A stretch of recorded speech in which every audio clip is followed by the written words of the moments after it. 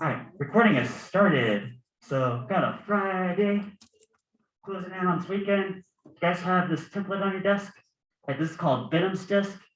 So later today, we're going to finish those refractive lens ray diagrams from yesterday. We'll do some chapter 18 questions, and I'll take us to the weekend. So cut this out. You guys got some scissors? Once you have this cut out,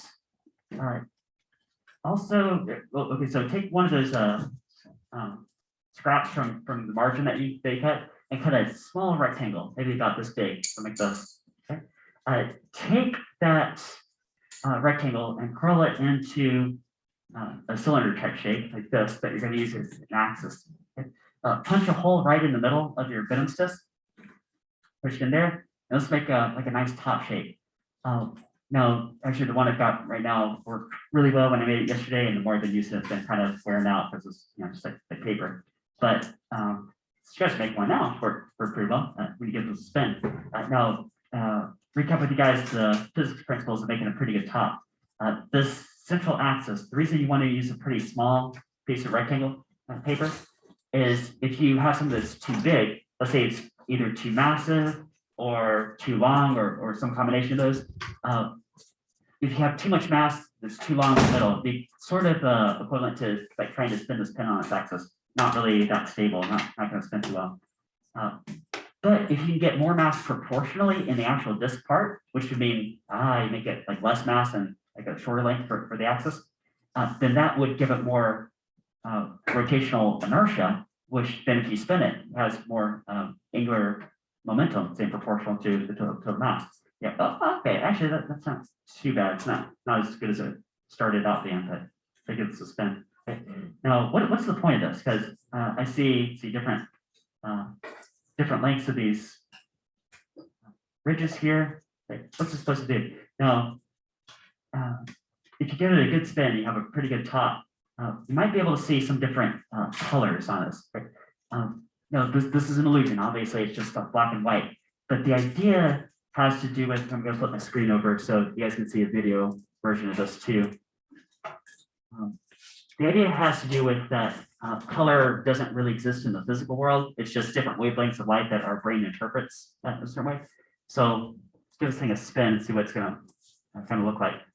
Now, some students can see this and some students can't see it. So I'll tell you what I see, and you guys tell me if you see it too. Once you start spinning this thing, give it a roll. Right, so I see what looks on the side is like dark violet, then kind of a red-orange color, then gold, and then green. And then later on, he spins this faster. So let me scroll to that part. And you might see possibly slightly different shaded colors, or you might be able to see it work. How many of you see different colors? Who sees different colors? Okay, so a few of you guys do. Huh. Yeah. I've been asking all day, and yeah, it's like some fraction of students about that proportion can actually see the colors. But then too, sometimes illusions work either particularly well or terribly with video, because remember, a video, there's a certain frame rate, like 30 frames per second, which might either make an illusion work really well, or it might just destroy it altogether. So yeah, since you guys got this Benham's disc actual physical model in front of you right now, get a thing a spin and try it out. See if you guys can get that. All right. Now flip back over. Friday activity. Okay. Then these lens ray ray diagrams for these refractive lenses. So super weird yesterday. But while I'm recapping stuff, like for the video, especially go over these new. I want this right here. These new posters that you guys see hanging from the ceiling. Okay. So one that somehow missed printing out or lost somewhere along the way is this right here, electromagnetic spectrum. Okay, I'll flip back over. Okay. You guys see one hanging from the ceiling. We got color mixing. So there's additive color mixing, subtractive color mixing. Subtractive is like if you're working with paints, you probably learn like red, yellow, blue in elementary school, and well, slight variation on that. Got magenta, yellow, and cyan, your ink color in your ink color ink printers. RGB, red, green, blue standard is what's on your phone screen. A few days back, we were looking at reflective surfaces, saying where would a reflection show up at, say, in a mirror. Now, if it's a plane mirror, it should be same size, opposite side. If it's a convex mirror, should like backside of a spoon, you always get this type of reflection. Here's an equation, focal point, distance object, distance image from the surface.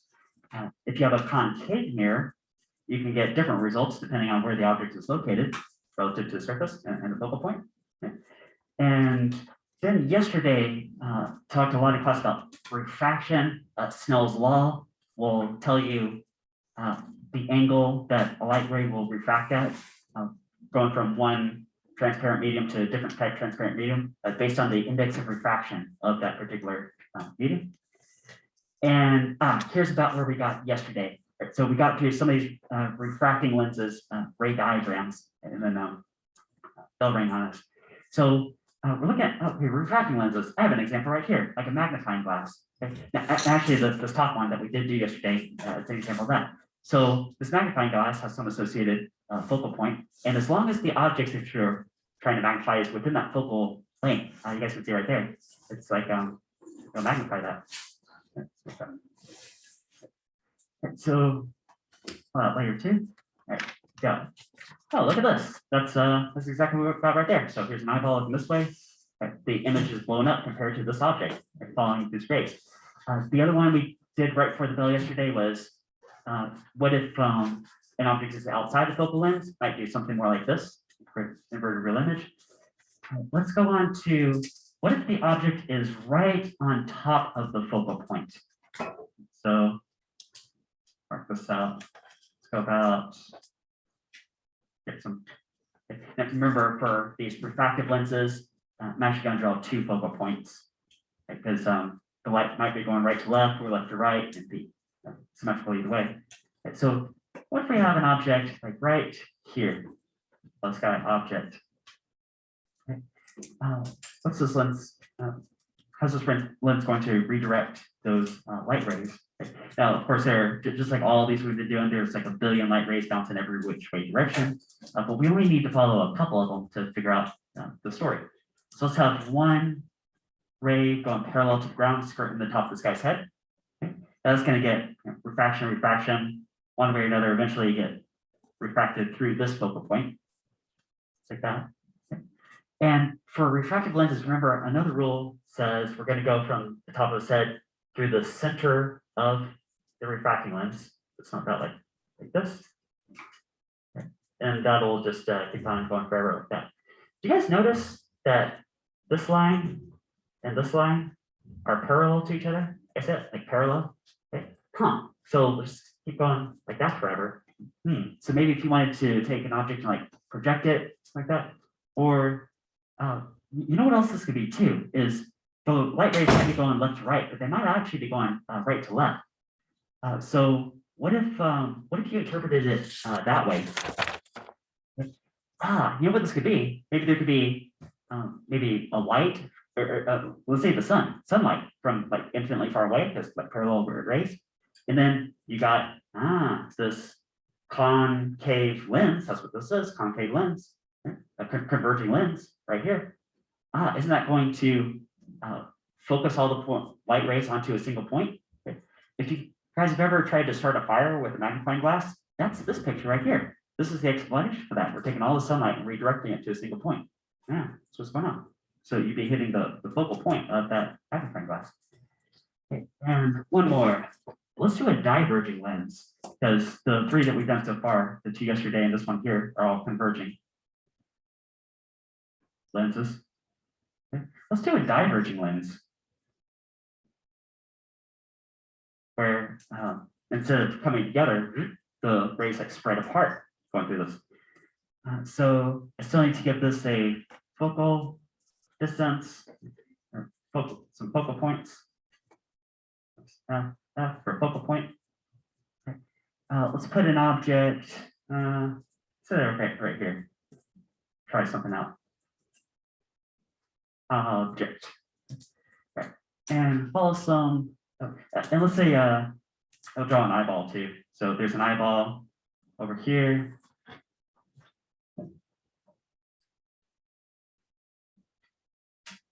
looking this way, what is this guy going to see? Looking through this diverging lens. Let's follow some rays. So let's go straight on top of his head, parallel to the floor. Okay. Now this is going to refract, but remember, it's not converging this way. No, it's going to diverge sort of like this way. Technically twice, because once across the surface, boing, and same time across the surface. But the effect is going to be, you're going to have a ray that lines up with this focal point back here. Now I'm doing a dash line because there's no light ray that actually, this light ray, boing, left to right, right to left. Okay. But you can extrapolate backwards. So if this guy is looking this way and sees like this light ray, then he would interpret it as having come from this focal point. Okay. The other rule for lenses, where we're going to go from the top of his head through the center of the lens. Okay. Oh, and look where those two match up, right there. So this is where the image is going to pop up. Here's the image. Okay. You guys got all those? 3 diagrams. Okay, you guys ready for chapter 18 problems?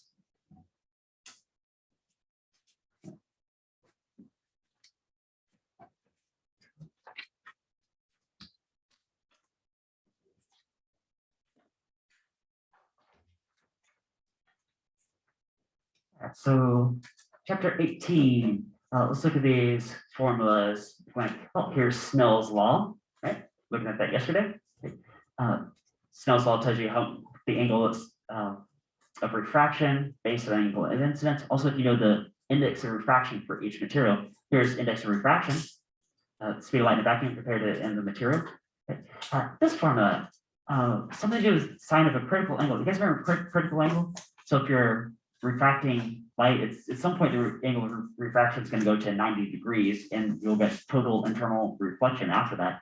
Okay, so this has something to do with that. This is going to pop up later. I haven't explicitly talked about this, but we get this formula again. 1 over focal length is equal to 1 over distance image plus 1 over distance object from the surface. And magnification is defined as ratio of height of image compared to height of object, which do a little trigonometry also happens to equal distance image compared to distance object. So number 7, index of refraction. A ray of light has an angle of incidence of 30 degrees on a block of unknown material in an angle of refraction of 20 degrees. What is the index of refraction for this material? Hey, you know what this reminds me a lot of is the lab, the little mini lab that we did yesterday. We were trying to figure out what's the index of refraction of this material.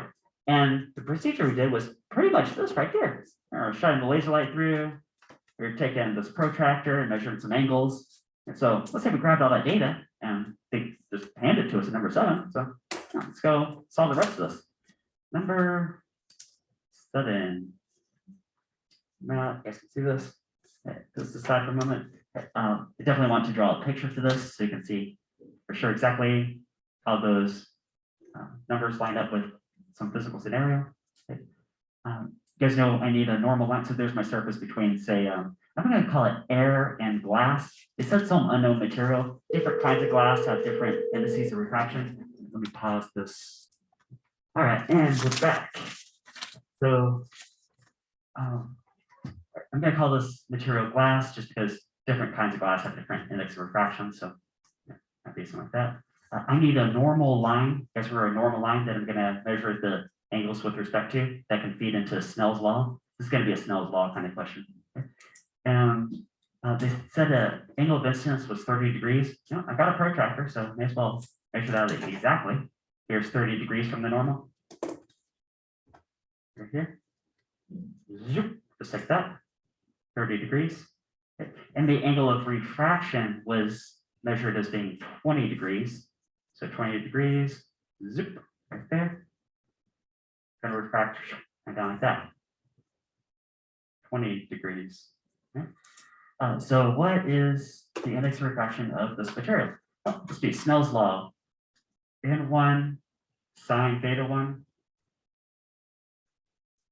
equals N2 sine theta 2. Okay. Now, as long as you know 3 of 4 possible variables up here, then you can solve this. I see 2 different angles, so boom. And I also know the index of refraction of air. Remember, it's like 1.0003. So we'll just call that 1. So I've got 1 times sine of 30 degrees is equal to some mystery n2 that we're solving for times sine of 20 degrees. Okay, I see where this is going. I'm at n2, I just need to take sine of 20 degrees and divide it down. So n2 must be sine of 30 degrees divided by sine of 20 degrees. See what that is. What is sine of 30 degrees divided by sine of 20 degrees? I'm looking at 1.46. Oh, 1.46. You know what that's really close to is index of refraction of this material.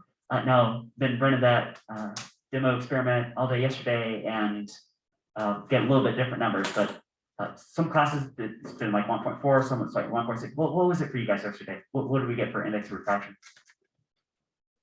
I think it's usually about 1.5. So yeah, this example could be pretty close to like this right here. Probably real similar story. Number 67 is the next one. Ray of light travels from air into liquid, just like this picture. Okay, so air into liquid. Incident angle is 30 degrees, angle of refraction is 22 degrees. Calculate the index of refraction of the liquid. Oh, you know what? Take a look at that picture. Those numbers 30 degrees, 22 degrees. Does that look almost exactly like what we just did? It's almost the same question too. The difference is just instead of 20 degrees, it's 22 degrees. So 67, what I'm going to do is just sort of cut to the part that we need because we got a really good model here. Snell's law, just cut straight to this step. So index of refraction of 1 times sine of 30 degrees on the side of the air is equal to n2 we're solving for times sine of 22 degrees. Actually, kind of glad this worked out because the fact that this is almost exactly what we did before, except changed by only a couple of degrees, 20 to 22 degrees. I wonder how much of a difference of index of refraction this is going to look like. So n2 equals sine of 30 degrees divided by sine of 22 degrees. Sine 30 over sine 22. 1.33. Oh, 1.33. There's a follow-up question that says, what material could this possibly be? Do you guys happen to maybe remember a material that has an index of refraction of about 1.33? Yeah. Let's take a look at the table in the book. So, oh yeah. Water. Yeah. Who remembers water? We got a table of values here. Let me zoom in for everybody in class. In your notes, I gave you guys a few of these. Vacuum is exactly 1, of course. Air is shaded basically 1. You got water 1.33. Yeah, totally. Look, we got some other ones. Ethanol. You guys ever gone to the gas station and it says may contain up to 10% ethanol? You guys know another name for ethanol? About drinking alcohol. Yeah, that's that right there. Okay, got some other ones. Quartz, diamond. Oh, some kind of glass, flint glass, crown glass, different kinds of glass. Okay. Yeah, so it could possibly be water, and that's part B. So what could it possibly be? Maybe water. Number 76. The critical angle for a special glass, so some kind of glass, in air is 41 degrees. What is the critical angle if the glass had been immersed in water instead? All right. Now this is at least a 2-part problem, but there's a lot more that I want to expand on the story behind this one. So critical angle is 41 degrees. Well, first I need to draw you guys a picture. And then, okay, now the glass is going underwater. So, glass and water. Wouldn't that be like 2 different index of refraction that are not 1? So maybe like 1.33 for water, but 1 point something for the glass. To answer this question, you probably have to figure out what the index of refraction of glass is first before you could figure out the critical angle. And there's some other place I want to go with this question too. So one thing at a time. So I'm going to start with the picture. How does critical angle how would you draw a picture that could represent that situation? So let's start with air versus glass. So we'll have some glass in the air, which I'm gonna zoom out and refer to this magnifying glass. This is gonna be part of my story later. This could be glass and air, right? So maybe something like this, but flat. Okay? Let's get a normal line.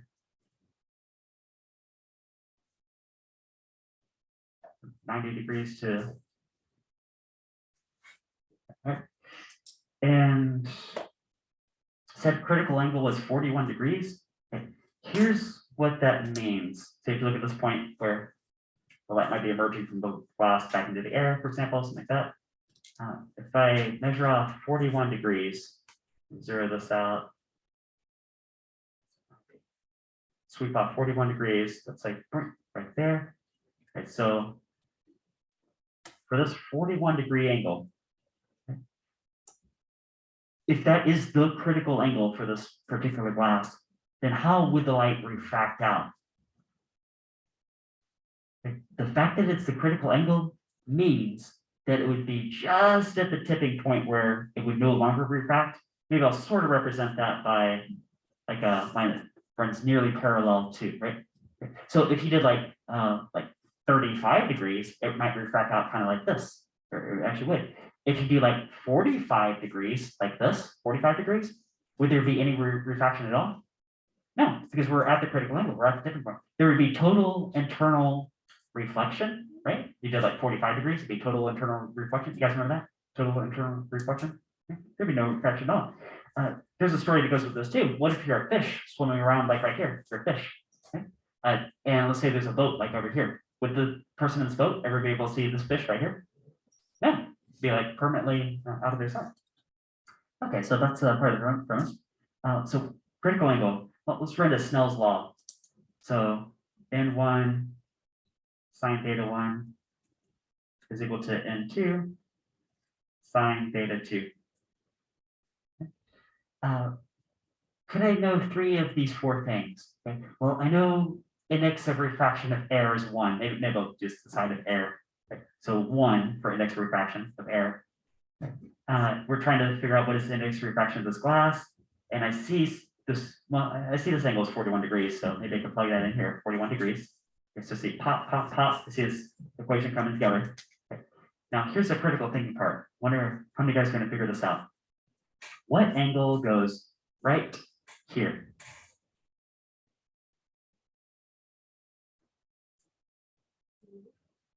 $90. Yeah, 90. Isn't this 90 degrees right here from the vertical? Okay, so whenever you're dealing with a critical angle situation, the other angle would be 90 degrees, wouldn't it? Okay. And does anybody happen to remember what is sine of 90 degrees? It's 1, isn't it? So this whole side is just 1. Okay, so that means that n2 is equal to 1 over sine of 41 degrees. Let's see what that would be. 1 over sine 41 degrees. 1.52. Yeah, not too far off from maybe like this type of material, which yesterday all day I've been getting numbers kind of in that ballpark, about 1.52. I like that. So, oh, actually, that wasn't even the question that was being asked. That's important middle stuff. The actual question is, what's the critical angle if the glass is instead immersed in water? And so we got to make a change here. That's just the first half of this problem. You need to solve that to figure out this next part. Okay. Let's, instead of doing glass to air, let's do glass to water. Another way to say that is let's take this magnifying glass underneath the pool. Right? I wonder if this magnifying glass is going to work better underneath the water or not as well. Because I see how it's magnifying the air. You guys can see it magnifying, right? See it magnifying? Right? But what if you wanted to use this, let's say the bottom of the pool, you're like, let me investigate the bottom of this pool. Is it going to magnify more, less? Huh. Yeah, what's that question around your mind and eventually where the story's going? Let's see, 90 degrees.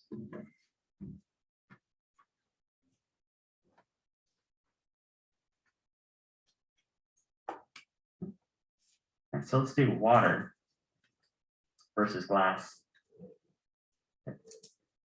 And the question is critical angle question.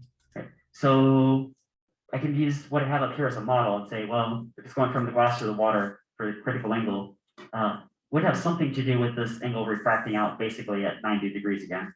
Okay, so something to do with a 90-degree angle.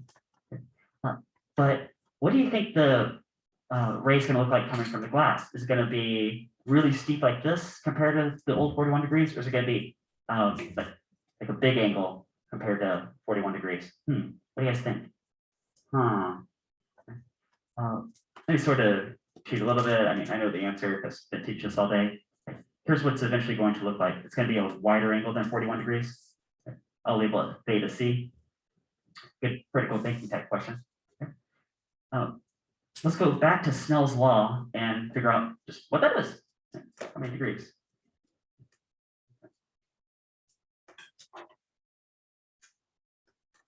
So N1